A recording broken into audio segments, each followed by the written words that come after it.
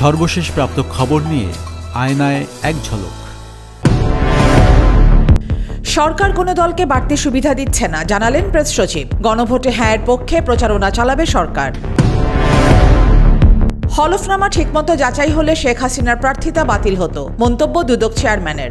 নির্বাচনে দুর্নীতিবাজদের বয়কটের আহ্বান।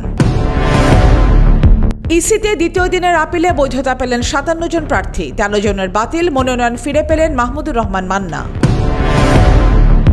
ইরানে সরকার বিরোধী বিক্ষোভ ও সহিংসতার প্রভাব আকাশপথে, বেশ কয়েকটি শীর্ষস্থানীয় বিমান সংস্থার আন্তর্জাতিক ফ্লাইট বাতিল। শান্ত ওয়াসিমের ব্যাটে রাজশাহীর কাছে পাত্তাই পেল না রংপুর। ৭ উইকেটে রাজশাহীর জয়, ৪ ছক্কায় মাঠ কাঁপিয়ে ৯৭ রানে অপরাজিত হৃদয়।